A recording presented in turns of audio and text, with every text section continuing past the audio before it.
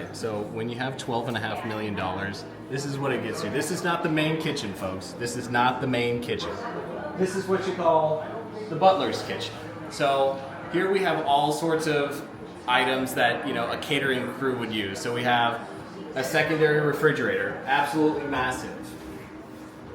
Plenty of space for whatever you need, meats, drinks, whatever.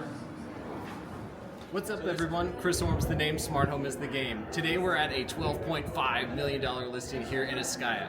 Thank you to my friend Darren Marcus for inviting us out here for some social media content.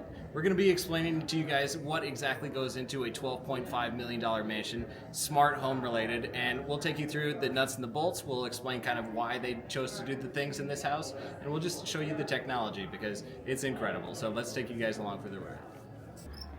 All right, so let's take a look at the smart home products. So I don't know what, oh, this is a Ubiquiti doorbell.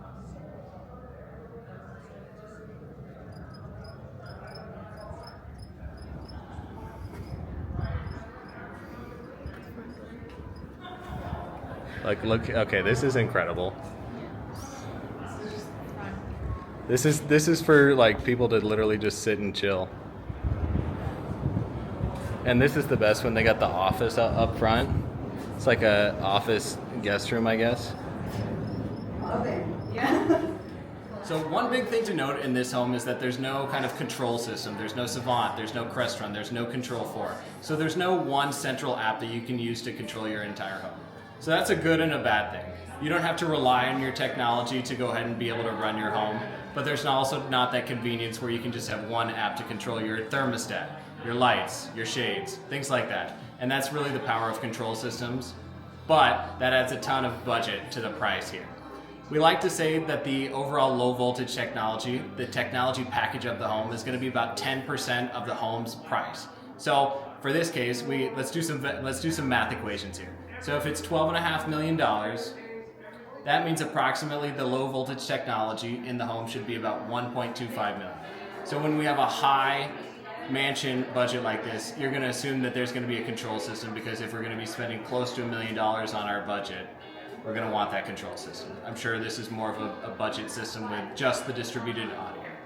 All right, so this house is pretty much wired for all sorts of modern day technology. It is a relatively new build, I'm sure, in the last 5 years, probably the last like 2 years, to be honest with you.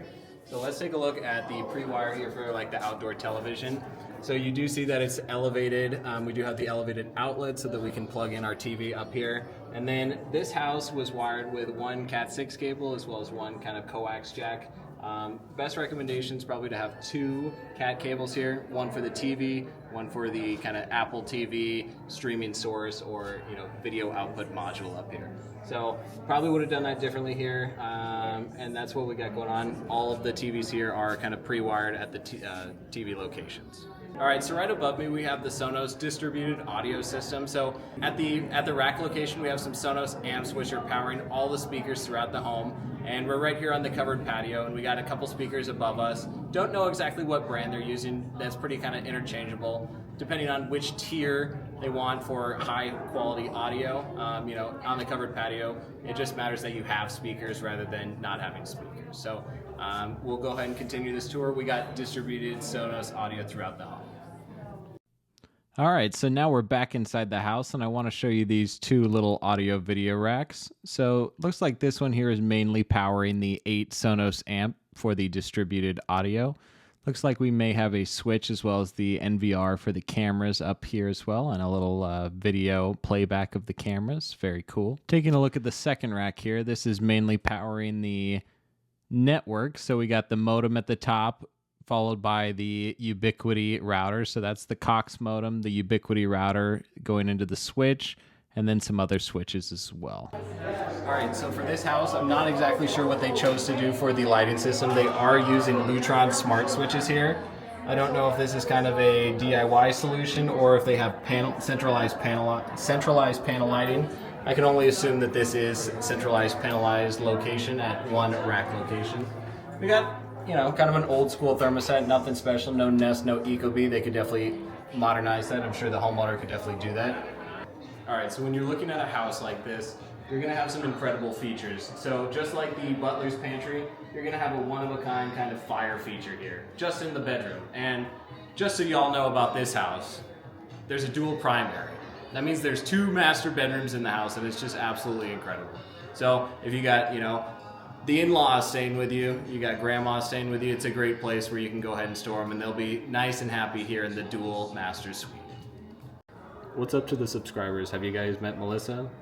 Yes. She's the cutest thing on the wall. We love her. Shout out to Melissa. Thumbs up this video for Melissa. So this is for entertaining. This is an entertainer's house. We got some dual ovens here. We got the ice machine. We got the 3rd dishwasher in the house. This is number 3, folks. We got the sink. We got the wine cooler, and just plenty of space all around. I mean, this is an incredible kitchen. This is nicer than my kitchen. Might even be nicer than your kitchen. Tell me what you think in the comments down below. It's huge. Is this like a dream? Is this another room? Is this a girl's dream? Yeah. It wraps around. Oh my god. Dude, this has to be one of the nicest closets you've ever been in. Freaking like half a room. Oh, the washer and dryer's over here. That's cool. So one of the definite selling points of this home is the indoor-outdoor living. So you can walk straight from the great room, and right now we're in the backyard kind of covered patio area. See this beautiful pool, beautiful turf area, and this incredible view of the Las Vegas Strip. The money shot, if you will.